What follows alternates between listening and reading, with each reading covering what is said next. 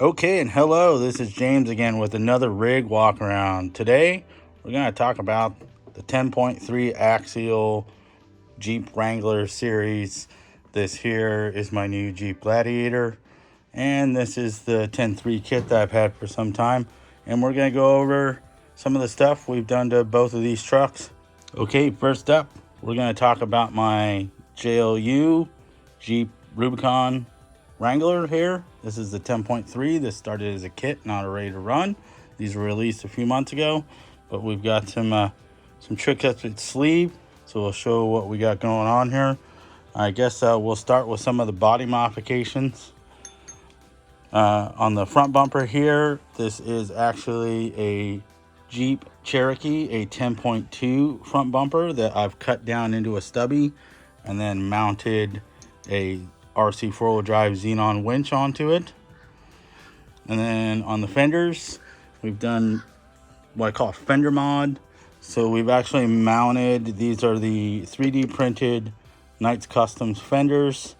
And then we've actually mounted them a little higher on the body and remounted the grill. And I'll show you some of that inside the body, how we remounted that and pushed them back to make clearance for the bigger tires.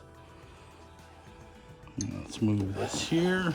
And then for the rock sliders, I'm running the K&X rock slider. They're off of eBay, Amazon, whatever you want to call it. And I've kind of chopped them up and bent a little kick up in them. I did have the Knights Customs 3D printed rock sliders that went with the fender set, but I tend to drive this pretty hard and I did snap a couple of them. So I decided to go with the steel versions, and they seem to be doing pretty well. And next up, we do have the rear Knight Customs 3D printed rear fender for the same body. And then moving around to the back, done something you don't normally see on these. I did a spare tire rack. So this is Wardy made rear rack that's on this. I've mounted a little Traxxas Rotopack to the back here on the stock bumper, and then flip it around here, show you on this side, right in here. I don't know how well you can see it. Let's see if we can get a little bit better light on it here.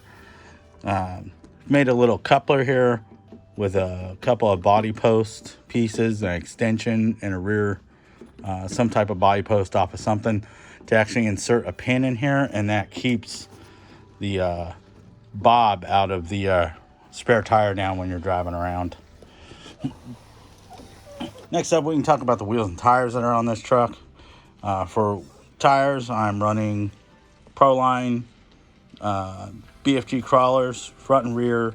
The fronts are the Predator compound. The rears are the G8 compound. Trying to get more bite in the front than the rear, create a little bit of slip in the rear. And then the wheels are the Method 105s with a set of China bead locks. They look very similar to the Vanquish ones, but they're not. I figure if they're going to get all rock rashed up, why spend the big money on that? But yeah, the wheels are real deal Vanquish wheels. So that pretty much does all the body mods for this. Other than that, the body's pretty much stock. The paint color is a color that I mixed up using just some airbrush paints and sprayed it on. The roof is sprayed in black on the outside. Give it a little bit of texture coat. And then the mountains, I designed the mountains and a friend of mine cut them out. They are painted into the body. And yeah, that's about it for the body mods on this. So we'll get into the nitty gritty here. I'll get the lid off this and we'll show what's underneath everything. All right, with the body off of this truck, we can see some of the electronics and different things we've set up in here. So the transmission is fairly stock, other than the fact that I've put the front reduction gears from a non-portaled axle in this, so it actually lowers my first gear and makes my second gear roughly what the original first gear used to be. I find with the terrain I drive this in, we do a lot more rock crawling with this, and it just gives more control, having that low speed control out of the truck. So that's a nice mod. And then we've upgraded the shift servo here on that transmission for the 2-speed. This is the Eco Power from A-Main, and then actually using the servo horn that it comes with. These are a standard 25 tooth mini spline. Just ream that out, and that runs the 2-speed selector on the transmission. So on the transmission wise, the biggest thing we've done with this truck is we've done away with the small servo for the dig.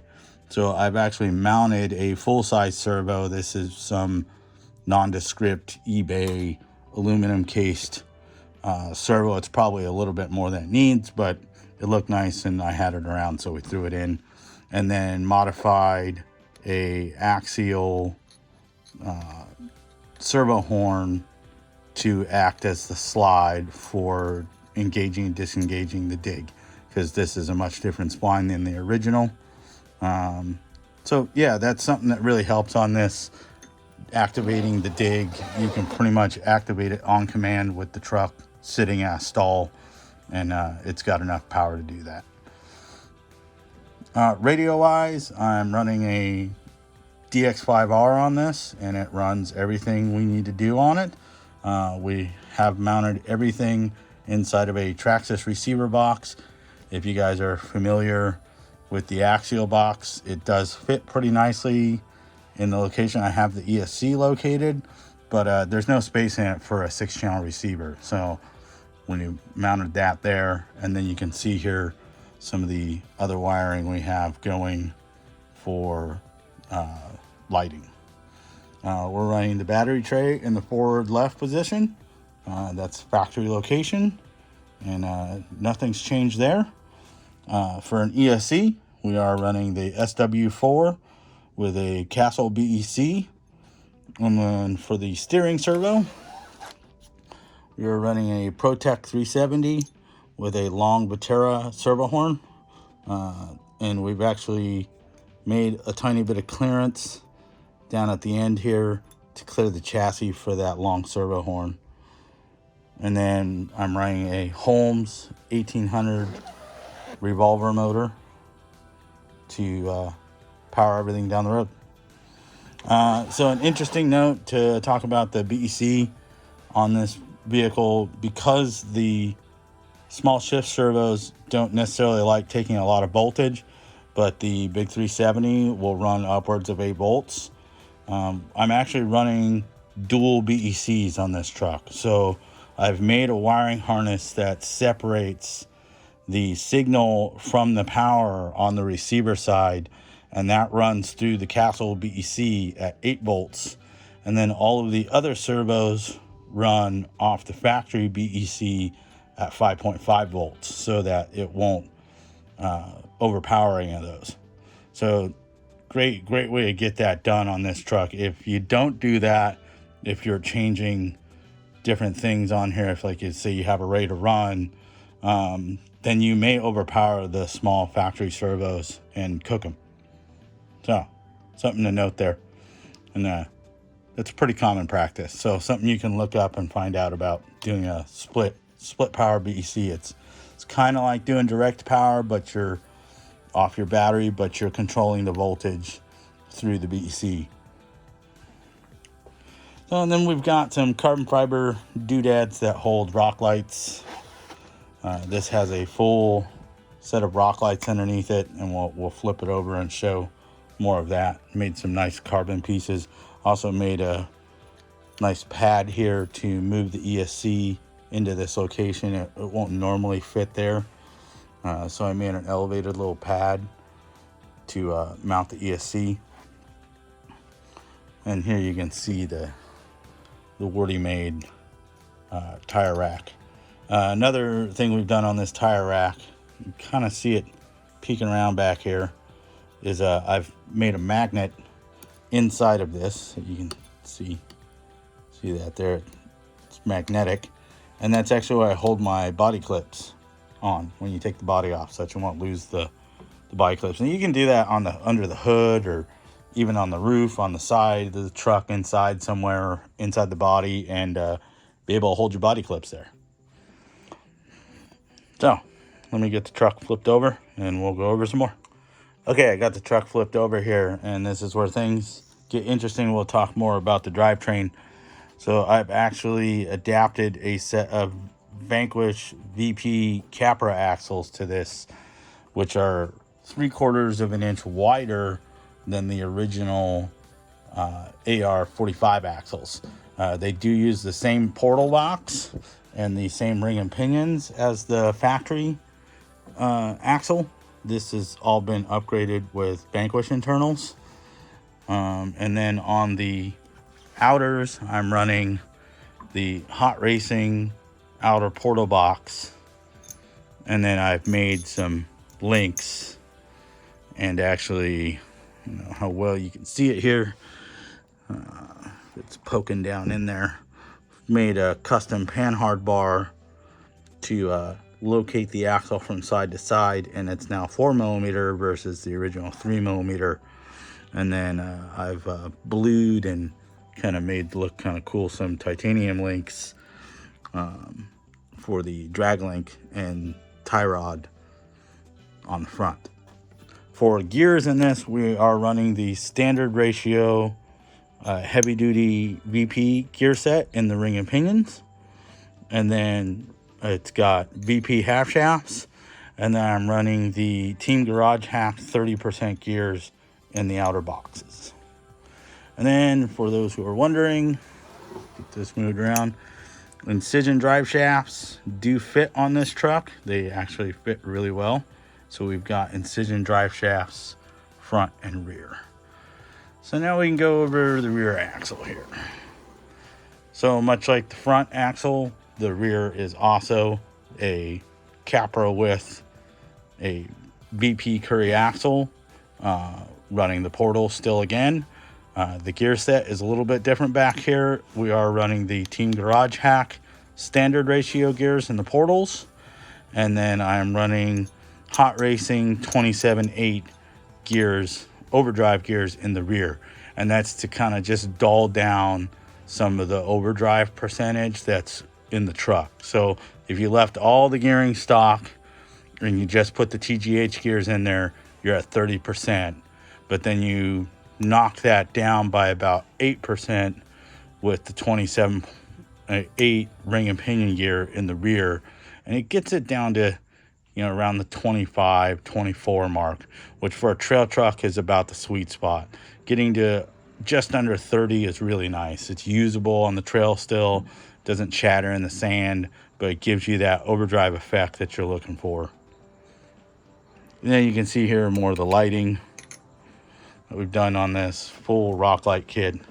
Even buried a little one on the original oil pan here, and then a front light bar.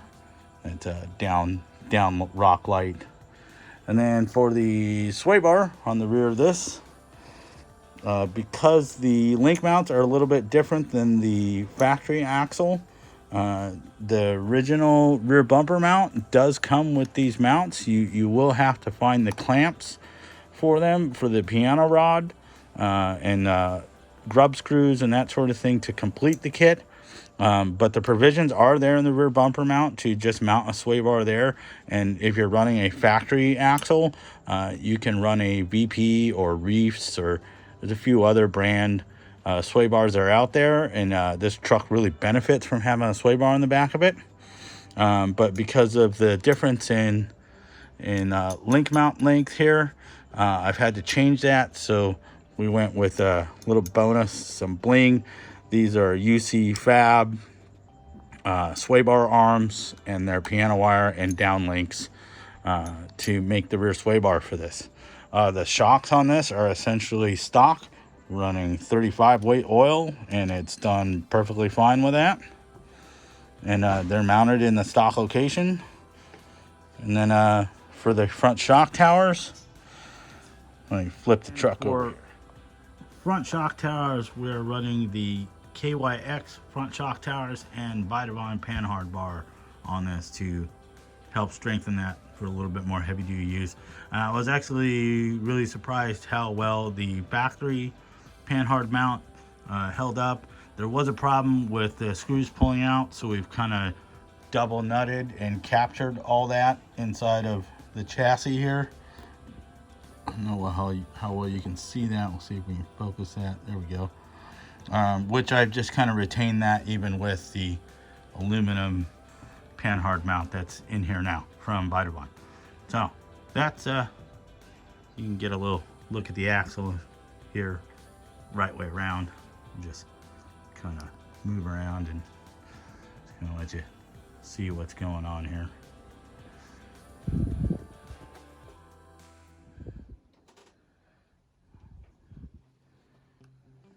Okay, so that's a little rig walk around of my JLU Wrangler and the different mods I've done to it so far.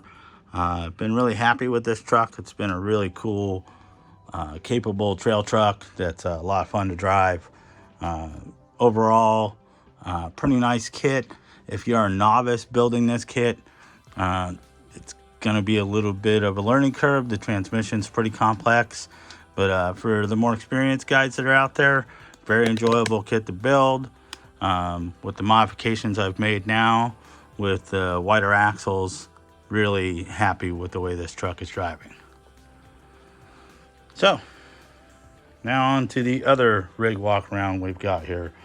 This is my brand new JT Gladiator, also axial 10.3 series.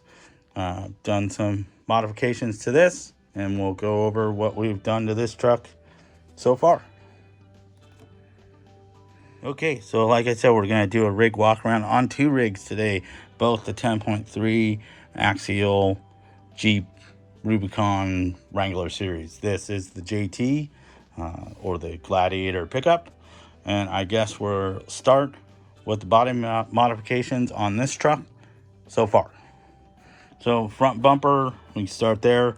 Again, this is another 10.2 Jeep Cherokee bumper that I've cut down. This time I left the outer lights in it, going for a little bit less aggressive look on this truck, more overland feel, that's the snorkel and the rooftop tent and all that jazz, which we'll get into. But yeah, this mounts onto the stock factory mount. This is a 9.5 Warren winch from RC 4-wheel drive, just kind of a nice piece up there. And this bumper is, yeah, again, a 10.2 Cherokee bumper that's cut down a little bit differently, holds the winch really nice, doesn't destroy the approach angle too much. The factory bumper was better on the approach angle, but I just think Jeeps look better with a winch on the front of them. Next mod I've done here body wise, other than trimming the fenders up to the second line, no high mount on this. Didn't feel it was necessary with the wheel and tire combination we're running on here. But another modification I've done here, this is a molded snorkel. This comes from MST. It's what's offered on their little Jeep JK two-door kind of chopped up pickup body, and I've just kind of adapted it to fit onto the Gladiator here. Did have to clearance the back of it a little bit and made a more secure mount than what was available for it originally. So it's on there pretty well. Might get broken off, who knows. I try and keep it on there. The rock sliders are factory to this truck and fit really well. I'm actually very happy with the factory rock slider that's on this truck versus the original JLU rock slider that had kind of like a flat step. As cool as the Brawler knocker looks, when you're getting to some more grabby sections of trail, the front of that tends to get hooked on things. So yeah, very happy with this factory rock slider. I don't anticipate changing them or anything. Rear fenders are original to the truck. And then in the back here, I did like the CRC bumper that was on the back of the truck, but I wanted something a little different. And since I'm kind of going for more of an overlandy feel, I didn't mind having a little bit wider bumper on it. I wanted it to actually extend around the bedside a little bit more, But this was a nice compromise. It fits pretty tight and it protects the back of it. It's also got a little receiver hitch, which is usable. This is from Vanquish. This is a BS410 Pro rear bumper. And a little bit of clearancing on the bumper itself, which we'll get into when I get the body off. And a little bit of grinding down of the factory bumper mount, and got this to fit really nice. So, and then in the back, this bed cage that's on here is the factory bed cage. It's not modified in any way. It's how it comes on the truck. Other than the current accessories I have mounted to it, we can talk about the rooftop tent. This is a copy of a, CBT, Tepui, Smitty built, whatever. There's about 3 different dozen companies that make rooftop tents. They all basically look the same. This one is a 3D printed version from Knights Customs, and this is the hollow version. So I've actually made currently a piece of styrene plastic to mount that and fill in the bottom, and then that mounts to the bed rack itself. So I was thinking about painting that black, but I think I might keep it white because it just kind of gives a little bit of light and color to the bed, which gets pretty dark. I don't currently have anything mounted in the back of the bed. We can flip this around so you see a little bit better in there. There's nothing currently mounted in the back of it. I do have some Pelican boxes and more roto packs and a few other things. ARB fridge freezer from RC4 Drive that I'm going to mount back there, and maybe find some other things. But yeah, we'll get all that mounted up later on. The roto packs on the side of this are from Proline Racing, and a little bit of modification to the rack itself. I don't know if you can see them here. Try and zoom in a little bit. There you go. They basically mounted up in the factory holes. The center hole is what holds the twist clamp on the outside, and there's these 2 locator nubs on the back of the mount. Reaming out one of the holes just a hair to get that in there is all it took to mount those. So those are pretty much a direct fit.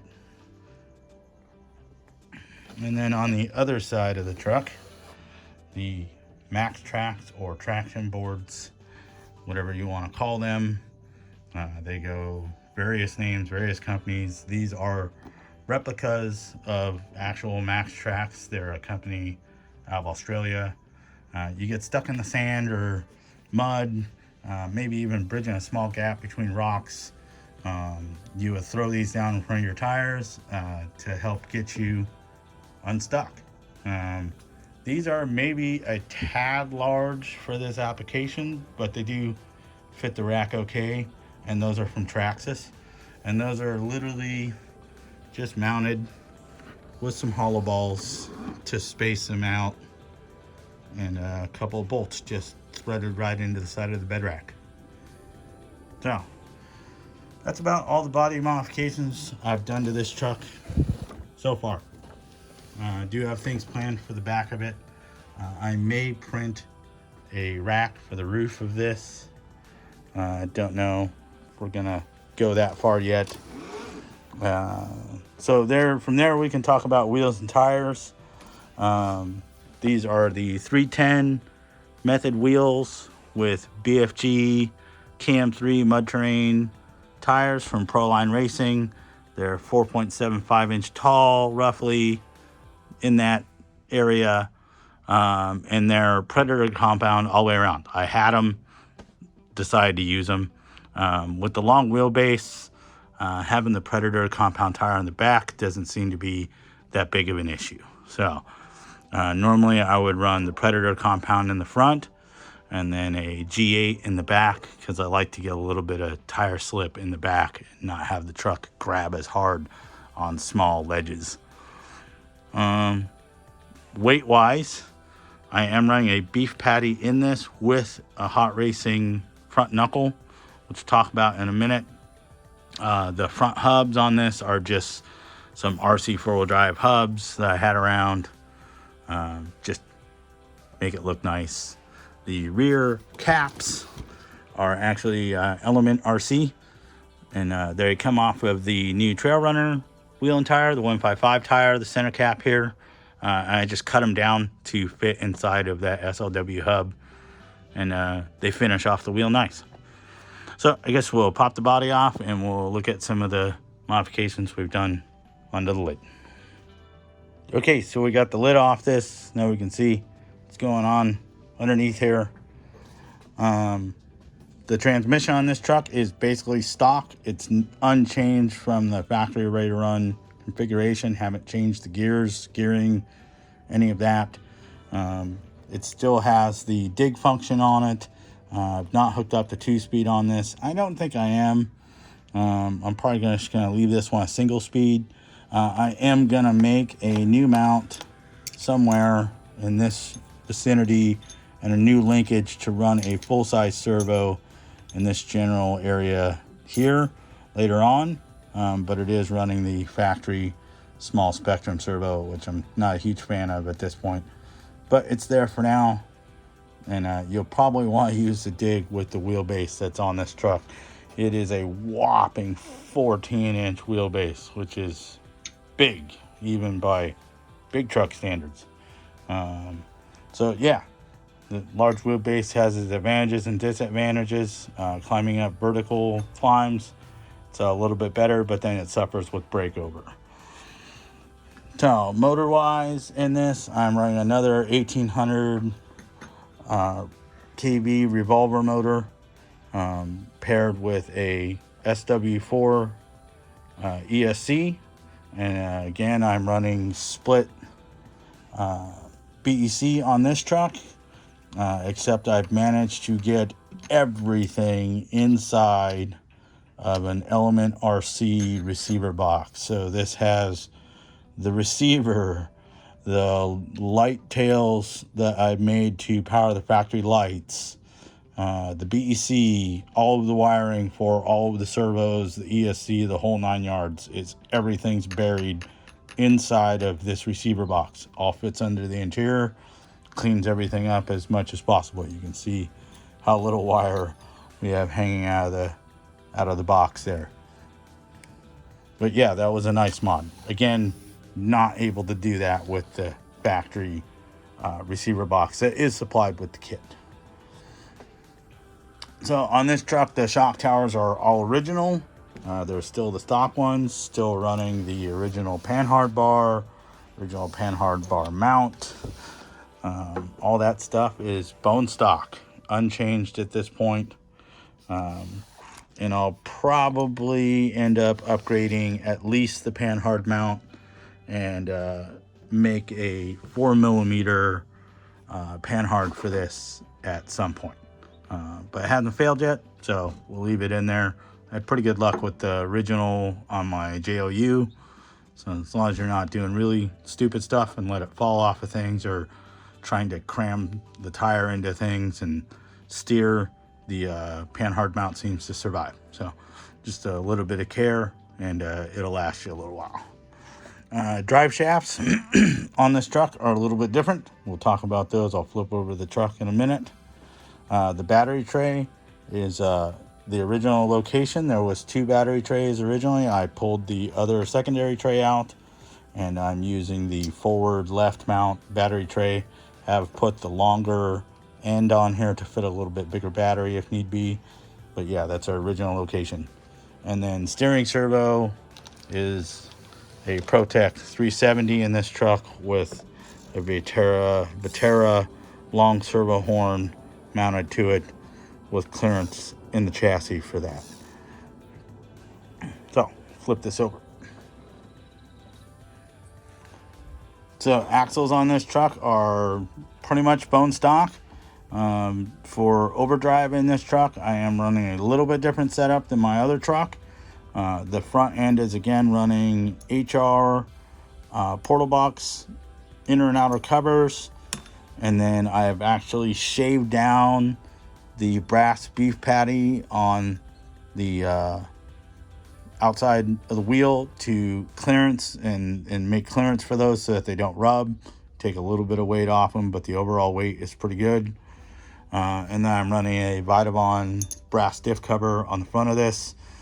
Gearing wise, I'm running Hot Racing 27/8 ring and pinion gears, and then a mild set of TGH Team Garage Hack gears in the portals. So combined with those two, I'm running 32% of overdrive on this truck. The transmission, like I said, bone stock. The front drive shaft on this, again, is an Incision drive shaft from VP, Vanquish Racing, and works really well, fits really well in there. The rear drive shaft on this truck is a little different.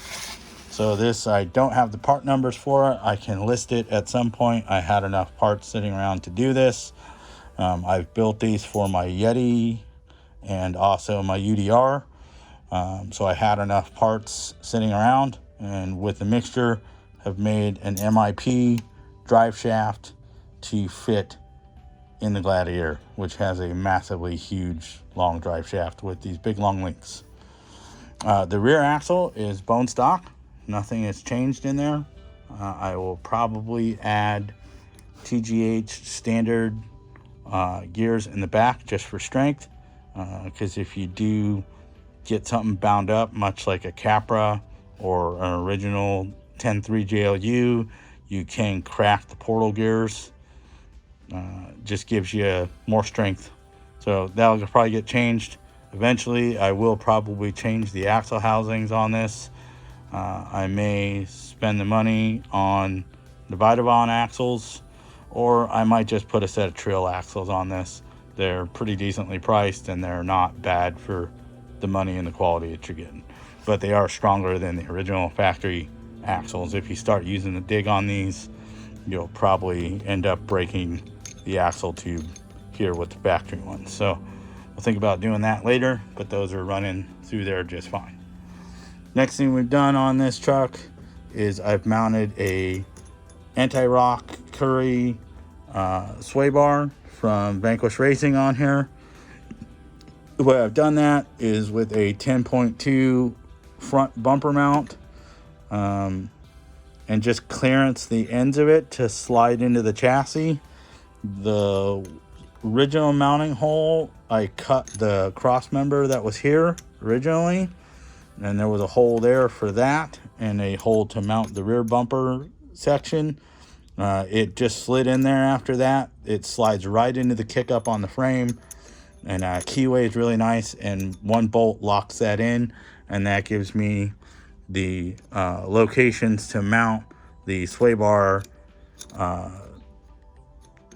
bar clamps with the grub screws to keep everything centered, so I don't have to run spacers on this. It's really hard to get spacers on this frame the way everything sits. So that's what keeps the sway bar centered.